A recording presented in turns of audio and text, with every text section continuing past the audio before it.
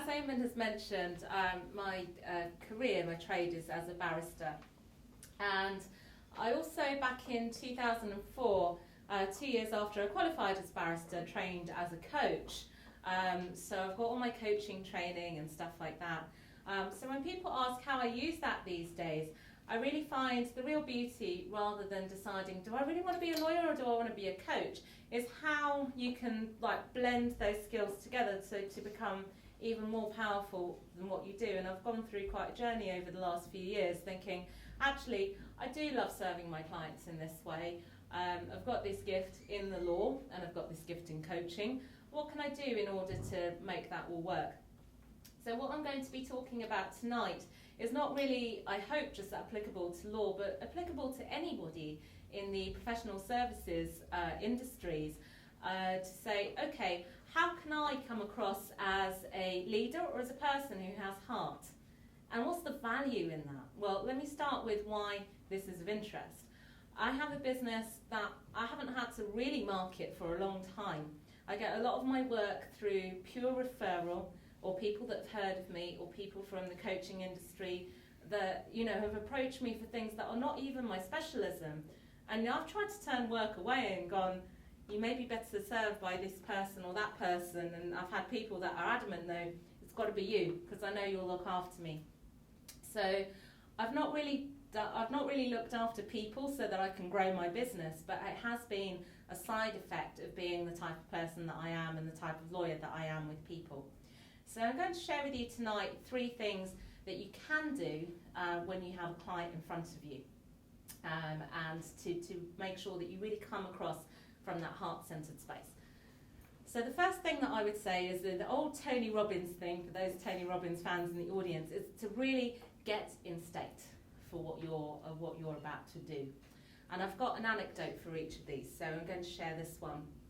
I was on the train one morning and I was about to represent someone in a criminal matter. As I said earlier, I don't really do criminal law, and I definitely don't do much criminal defence. When I have done criminal defence as a young barrister, it's always been for people that have previous convictions that are like a small book, and you think, yeah, okay, But this one was different. This morning I had a man who had no previous convictions at all.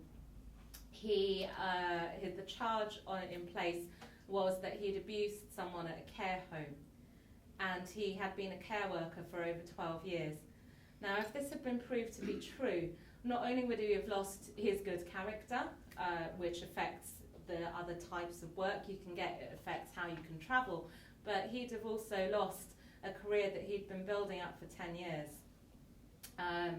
And I suddenly felt the weight of responsibility of what I had to do for this gentleman that day. And the voice in my head earlier in the morning had said, yeah, I really hope it gets adjourned today so that someone else can take the responsibility of this, because I didn't really want to do it. And then, so the way that I get into state when I feel in that space is I just did this on the train. I got into a short meditation, if you like. I closed my eyes, and God is the person that connects with me. So I closed my eyes and I imagined like the light source, spirit, God. And initially I was going to ask God, please let this case be adjourned. But as soon as I got into that light space, what came to me is to just do a short prayer on whatever happens today, I want this to be in the highest and best for the man that I'm about to represent. And if he's meant to get off, if he's meant to be free, and he's meant to continue with this career, and it's meant to be me that helps him do that, then let it be me. And give me the power to do that. So that's what I did that morning. When I met this gentleman, actually I believed him. I believed what he said. He said he worked in a trust that was deeply racist, and he told me exactly what had happened. And I'm pleased to say that I managed to get him off, and he continued his career. And I believe that happened because, partly because I got into state that morning, rather than thinking in a really negative way about what was about to happen. The second point that I want to share with everybody is about how you actually treat the person that's in front of you. Now, in many professions, in law, in accounting, whatever it is that you do, it's very easy to get jaded by your clients. You know, you might think, okay, I do the same thing day in, day out, and it gets a bit boring and stuff like that. And I find it quite horrifying, actually, when you see, so for example, in the general election, there was a news story about, well, lawyers need to know, you know, what illnesses mental health patients have, and maybe they should have some kind of wristband or something like that, so that we can identify that. Do we really need that? I'm not really sure. You know, if we go back to just sort of the basics of human ethics, how about we try and treat people the way that you'd want to be treated yourself, or the way that you might treat your parents or your friends, and go into a client space from that perspective, rather than thinking any pre-judgments that you might have in your mind. So the example that I'm going to use for this is from the mental health world. So I've done a few mental health tribunals, and these are tribunals where the people, because they're so mentally ill, they can't always speak for themselves. It's one of the reasons I got into the career. I wanted to be that voice at 5 years old, to allow to speak for people that couldn't speak for themselves. And that came from a passion of, you know, when people are in the playground and they're being teased, and there are some kids that are really good at standing up for themselves, and there are some that are not. And I just thought, I want to be that voice. And doing some mental health tribunal work really does allow you to be that voice in that space, because these people really cannot communicate in that way. So I got to the hospital one morning, and there was a man that may have been maybe the same age as my grandfather were he alive. He had 3 children, none of whom had any interest in coming to see him. He was alone. He was not in any way at all conscious of what was going on. I think he had some stage of Alzheimer's, and he had Parkinson's as well. I didn't really need to know the mental diagnosis for what was to happen next. I got there and, you know, my heart broke in terms of, I cannot believe that someone would leave their parent in that state. And I thought, what if this were my dad or my granddad? And how would I like to come in and treat this person if they were my family? So that's what I did. I didn't necessarily come in as a lawyer and go, hey, Mr. Such and Such, this is what I'm going to do for you today, to really connect on his level. Now, on his level, what he wanted to do was show me some writing that he'd done that day. He'd done an A4 piece of paper with lots of pictures on it and stuff like that. So what did I do? I took the time to listen to him. I took the time to make him feel comfortable in my company, and for him to trust me a little bit for when we go into tribunal and they're about to decide what is in his highest and best to do medically. And because we'd taken the time to do that, by the time we got into tribunal, some of the nurses and the doctors that had been looking after him actually said, wow, he's in a really good state today, he's in a really good mood. We're quite impressed, you know. And that doesn't happen, you know. If I'd come in there all aggressive, or I'd come in there just thinking, okay, I've got a job to do, this is what I've got to explain to him, I don't think that would have happened either. So, you know, I just think if you go into that space of how would you treat your parent, how would you treat your friend, or those that you love very dearly, what can you do for your client then? The third thing I'm going to speak about is focus, and where you put your focus when you go into a meeting.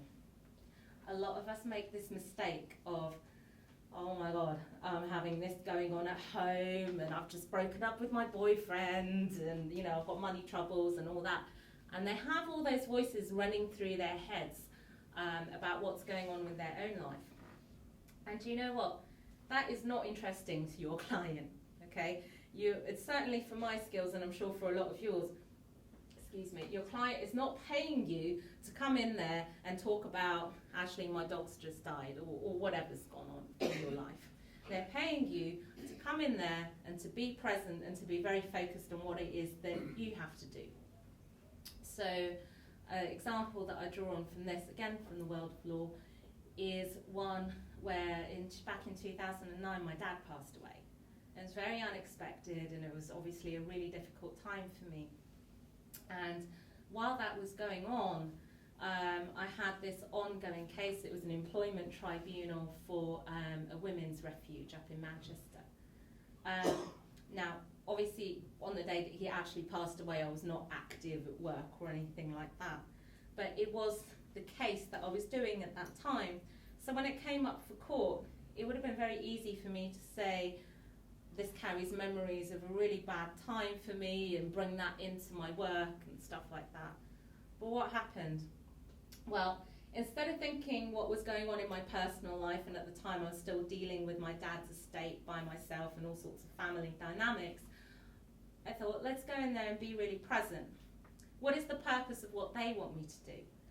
So what happened in that case is I was representing this women's refuge. This lady was suing them for disability discrimination, and they had sacked her because she'd actually been very homophobic towards a lesbian woman, and I think we might have to evacuate. Thanks. What was that? And we're done. Good.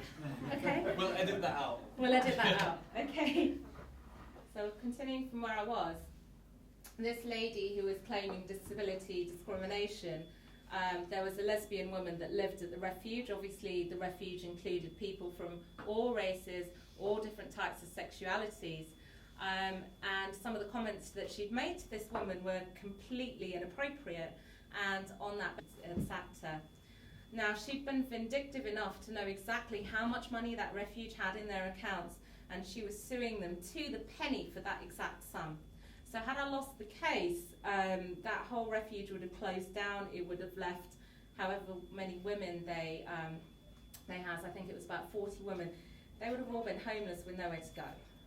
So, rather than thinking about what is it that's going on in my personal life, I thought about how important it was for these women to have a home, and how important it was for me to really do a good job for them. I was about the third lawyer that they'd had. They'd been really upset at the previous representation from the other two, and I thought, I can't let them down. Despite what's gone on in my personal life, they know me, they like me, they trust me, and I need to do this.